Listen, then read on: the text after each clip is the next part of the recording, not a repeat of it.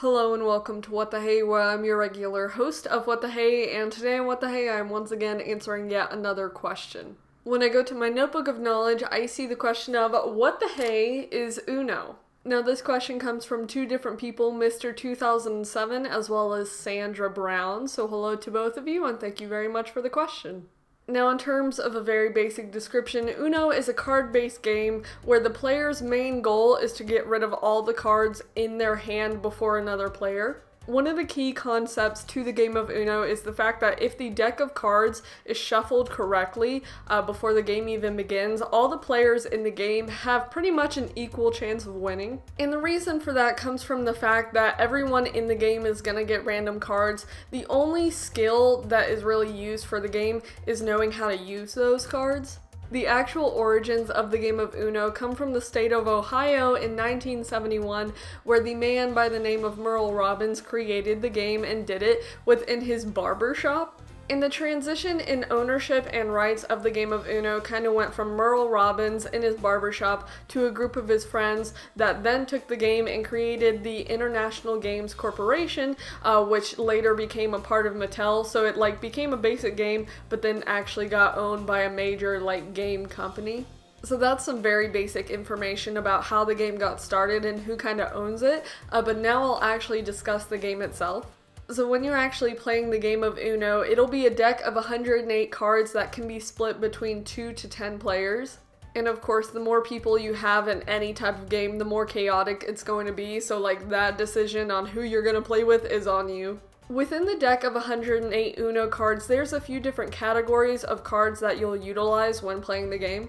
A majority of the deck in your hand will most likely consist of the numbered cards, which will usually just have numbers and then some sort of color with them. And through the game, depending on what you initially draw as well as what you draw throughout the rest of the game, you can get a few special cards that you can use for yourself as well as against other people. The special cards range from the reverse, skip, draw to, wild card, as well as the draw for wild card.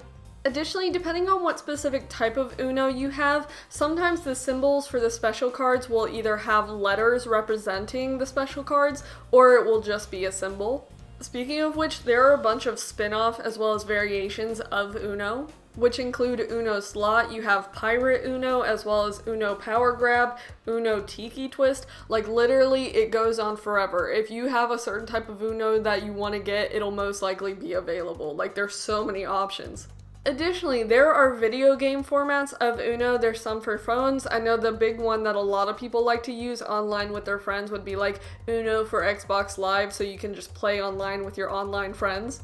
Going back to the origins and history of the game of Uno, there's some similar and prior games to Uno that kind of created the overall concept for it. Specifically, you have old examples like the card game of Mau Mau, you have Last Card as well as Phase 10, and all of those card games fall under the genre of shedding type card games, which all of those fall under the concept of you have a playable hand of cards and basically throughout the entire game you're trying to lose all of them. Specifically with the game of Uno, one of the things that can counteract that is the fact that you have to say Uno when you get to your last card, and if someone catches you about to say that, they can make you draw extra cards, so it can continue forever, kind of. But in terms of my general opinion, I think I'm pretty good at Uno. I recently saw someone make a TikTok about the card game of Uno, and they were saying that if casinos and gambling areas included a table of Uno that they would play, and honestly I agree. I feel like Uno is one of those games that even if you're super new to it, it's not very hard to get into because most of the cards kind of explain themselves.